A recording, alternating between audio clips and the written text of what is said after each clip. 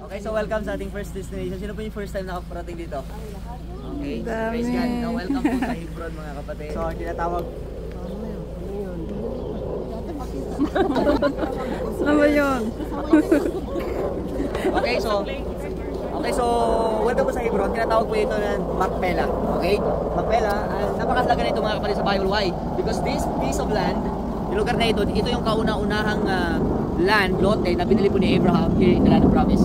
Di ba? Pinangako sa kanya yung buong promised land. Pero napakahalaga nito kasi talagang it was mentioned in the Bible na binili niya talaga yung portion na ito, especially yung kuweba sa loob ng simbahan na ito. Actually, this church mga kapatid ay hindi ako nagkakamali, the second holiest site sa mga Jewish. Banal din na lugar para sa mga Muslim kasi nga they believe in Abraham also, at syempre sa atin ng mga Christians. So nahati yan sa Palestinian area and Jewish area. Okay? Hindi lang po natin pupuntahan yung Palestinian area next time na, okay? Pag wala nang masyadong sunog. Okay? Safe side lang muna tayo. So, pero syempre makikita, masisilayan din natin sa bintana yung libingan ni Jacob at yung kanyang asawa na si Leah. Dalawa yung kanyang asawa, yung isa si Rachel, hindi na po nalibing dito, siya lang nahihiwalay yung pinakamamahal na asawa ni Jacob. Doon po siya namatay sa papunta ng Bethlehem na along the way. So grinant din ni Lord yung kanyang si Leah, yung kanyang pag-ibig, at least kasi magkatabi sila ni Jacob, di ba? So, let me share to you the story, the wonderful story that happened here. Paano pinili ni Abraham yung lupa na ito? Makikita yan sa Genesis chapter 23, verse, Genesis chapter 23. Okay? Okay, magalala. Okay, sabi dito, nabuhay si Sarah ng 127 years. Okay, nabuhay si Sarah ng 127 years. Wow, di ba? And then, namatay siya sa Hebron, sa lupain ng Kanaan. Nagluksa si Abraham sa pagkamatay ni Sarah. Tapos, iniwan muna ni Abraham ang bangkay ng asawa niya at nakipag-usap siya sa Hittites. Ang word na Hittites mga kapatid, isa sa mga parang tribe. Okay, Ilocano, Ibaloy, yung tribe na ito. Kasi during that time, ang mga tao dito ay tinatawag ng mga Hittites. Okay? And sabi niya, dayo lang ako at nakikitira lang ako dito. Pintahan niyo ako ng lupa na pwedeng paglibingan sa asawa ko. Sumagot yung mga Hittites, ganito kasi yan sir, mataas ang tingin namin sa iyo dito. Kaya piliin mo na ang pinaka-okay na libingan sa asawa mo. Willing kaming lahat na bigyan ka ng lupa para mailibing mo ang asawa mo. Ibig sabihin, dito makita natin, kasi nga nag-settle down dito si Abraham, and Abraham is a businessman. Okay? And marami po siyang mga hayop, and God blessed him so much. So kung saan siya pumupunta, binibless din ni Lord yung palibot niya. Kaya nga nung nandito si Abraham, pati yung mga kasama niya na bless. Kaya no wonder, makita niyo yung mga grupo, yung mga leaders of the Hittite tribe, they are willing to give freely the land. Okay? Kaya sabi niya, find a beautiful, the best place here in Hebron for you to bury your wife. So sabi niya, we are more than willing to give you the land. So nagbow si Abraham bowed down. Nakita niyo yung humility ni Abraham talaga in their midst. At sabi niya, kung willing kayo na ilibing ko dito ang asawa ko, pakisabi kay Ephron, okay? Yung Ephron dati tao, okay? Hindi mo makikita sa kitchen. Okay? Ephron, siya po yung may-ari ng lugar na ito. Okay? Sabi niya, tell Ephron, yung anak ni Zohar, baka pwede niyang ibenta sa akin yung kuweba sa Macpela. Okay? Sabi niya, I want this cave inside. There is a cave inside. Sa Macpela. Sabi niya, yung nasa dulo ng bukid niya, kahit ibenta niya sa akin ng buong presyo, babayaran ko sa harap yung lahat para maging akin na yon at magamit kong libingan. Actually, nandun din si Ephron sa meeting ng City Gate, nakaupo kasama ng iba pang mga Hittites. So sinagot niya si Abraham na narinig ng lahat. Wag na sir, ibibigay ko na sa iyo yung bukid, pati yung kuweba doon. Witness ko lahat ng nandito, sa iyo na yon. Ililibing mo na doon ang asawa mo. Diba? They are more than willing to give. Ibig sabihin, nakita talaga nila, if you become a blessing, makikita mo, people will bless you also. Diba? Blessing will follow you. Kasi ganun yung humility, yung humbleness ni Abraham. And then, Abraham bowed down again. Sabi sa harap nila ng mga Hittites at sinabi niya kay Ephron na narinig ng lahat, please, pakinggan mo ako. Babayaran ko kahit magkano pa yung buong lupain, tanggapin mo ang bayad ko para malibing ko doon yung asawa ko. Abraham, kahit na okay yung libre mga kapatid, but he don't want. Gusto niya talaga ng full price. Napakahalaga nito mga kapatid in the Bible, yung makita natin na this land, this piece of land was really belong to Abraham kasi hindi bigay. Talagang binili niya ng full price. Kaya sabi dito ni Ephron, sumagot si Ephron, ganito kasi sir, 400 pieces of silver lang ang presyo ng lupang yan. Magkano lang naman yon? Ilibing mo na doon ang asawa mo.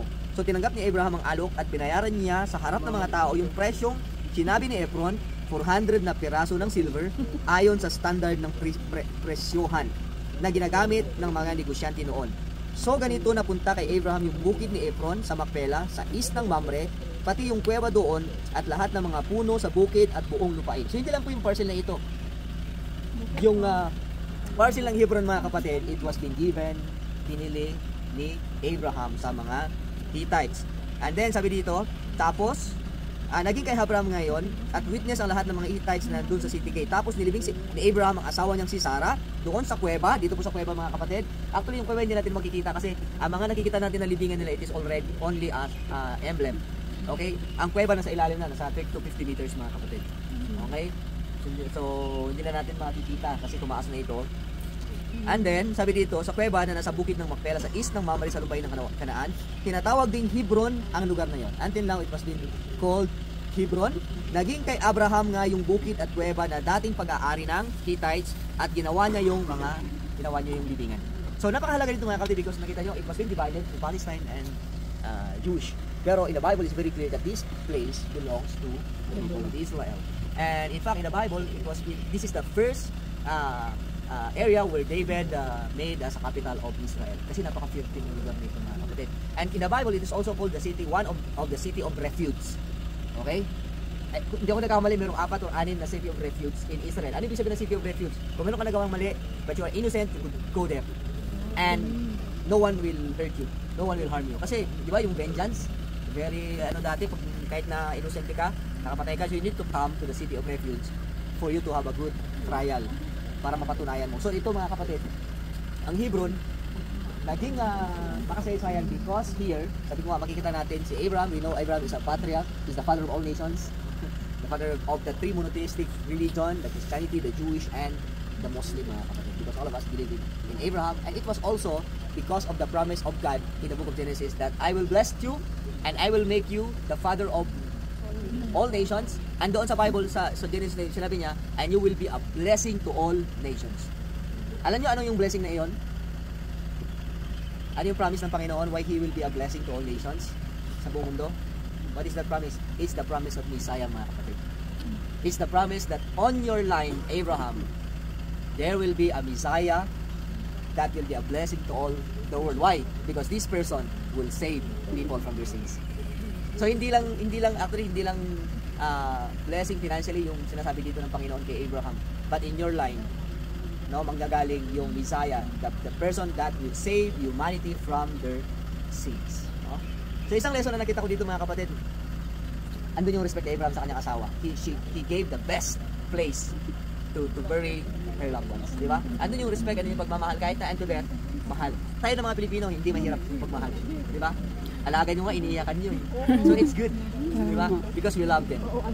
But dito, hindi lang po mahalaga yung we give respect sa physically. But dito makita rin natin yung respect spiritually, mga kapatid.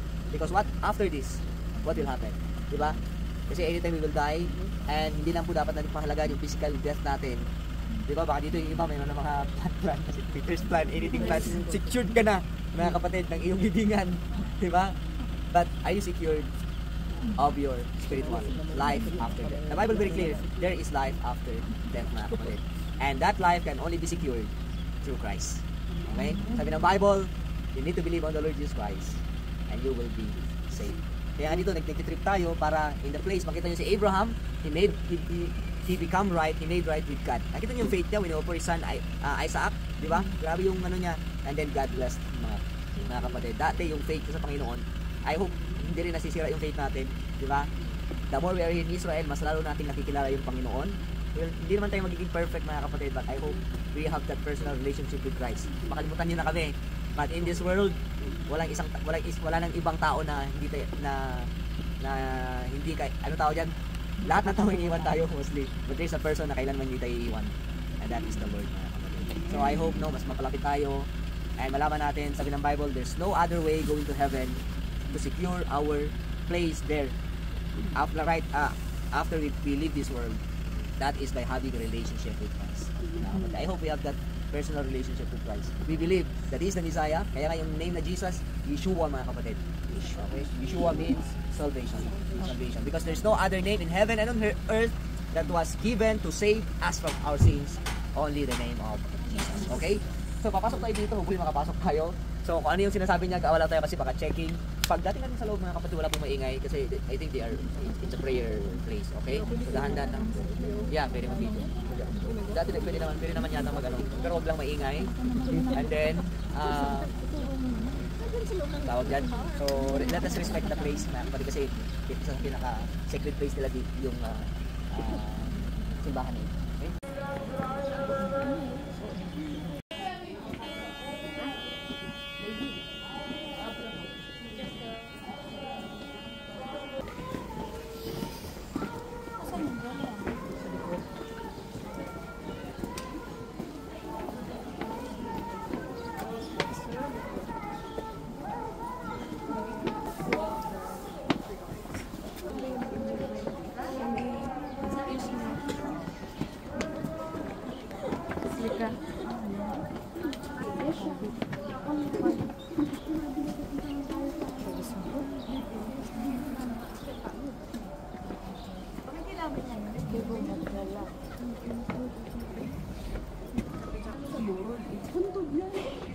Ayan o, biracial.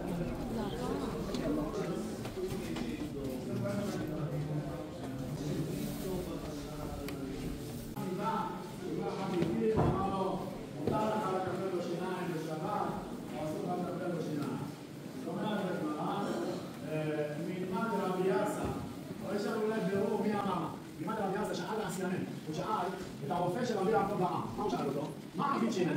מה המצב של השיניים שלהם?